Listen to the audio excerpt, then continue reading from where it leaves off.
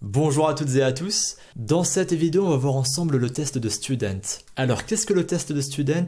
C'est un test qui nous permet de vérifier s'il existe une différence significative entre la moyenne de deux variables. Et il s'agit également d'un test qu'on applique uniquement pour les variables qui suivent une distribution normale. Donc, pour savoir si une variable suit une distribution normale ou pas, on applique d'abord le test de Shapiro-Wilk, exactement comme on l'a fait ici avec le test, avec la fonction Shapiro-test.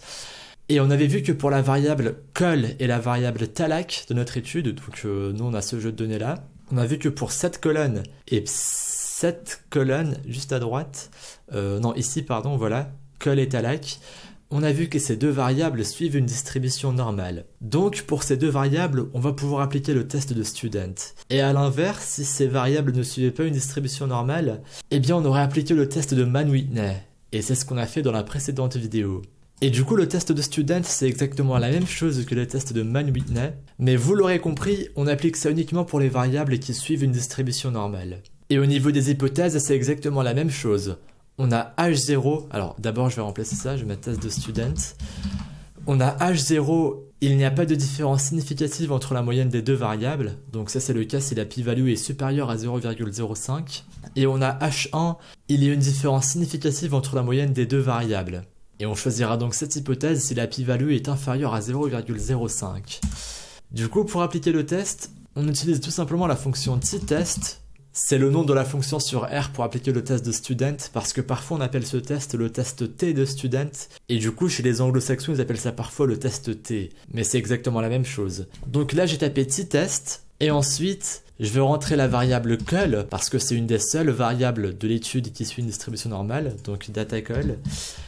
Et moi, du coup, je vais comparer cette variable avec la variable target, la variable qui dit si oui ou non le patient de l'étude a une maladie cardiovasculaire.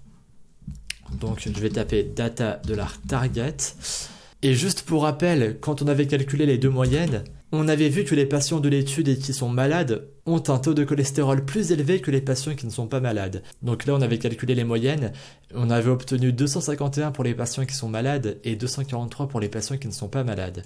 Donc là, au vu de la moyenne, il semblerait que les patients qui ont un taux de cholestérol élevé ont également plus souvent une maladie cardiovasculaire. Et ce test va nous permettre de savoir si cette différence est avérée et si ce n'est pas à cause de l'échantillonnage de l'étude.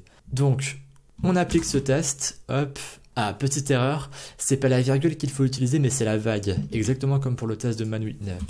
Donc comme ceci, hop, on réexécute, et là on peut voir qu'on a une assez grosse sortie. On va se concentrer sur la p-value. Ah oui, et d'ailleurs on peut voir qu'on a également les moyennes qui sont recalculées à nouveau, donc c'est exactement le même résultat que tout à l'heure. Et là on peut voir que la p-value est de 0,165. Donc 0,165 c'est supérieur à 0,05. Donc dans ce cas présent, on va s'orienter vers l'hypothèse H0 et on va affirmer qu'il n'y a pas de différence significative entre la moyenne des deux variables. C'est-à-dire que là on a vu que les patients de l'étude qui sont malades ont un taux de cholestérol généralement plus élevé que les patients qui ne sont pas malades. Mais pourtant, le test semble dire que cette différence n'est pas significative.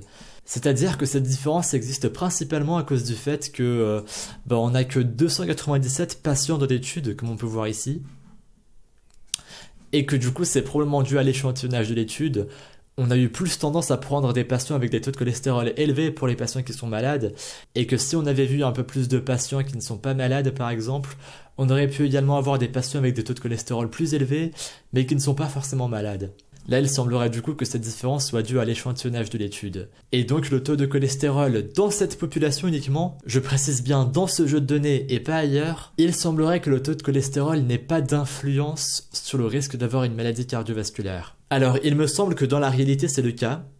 Le taux de cholestérol a bien un impact sur le risque d'avoir une maladie cardiaque, mais là notre test ne porte que sur 297 patients d'une seule clinique médicale. Donc on peut avoir des résultats un peu contradictoires comme ça. Mais si on avait fait ce test avec des patients du monde entier et de plusieurs cliniques médicales à travers le monde entier, peut-être qu'on aurait eu un résultat qui dit que le taux de cholestérol a bien un impact sur le risque d'avoir une maladie cardiaque. Mais ici, dans cette étude, il semblerait que ce ne soit pas le cas. Donc voilà, je tenais juste à préciser cela, et je veux surtout vous faire comprendre que parfois il faut nuancer les interprétations que l'on peut avoir de nos résultats, et que parfois, voilà, des résultats peuvent s'appliquer uniquement à des patients d'une étude, et pas aux personnes du monde entier.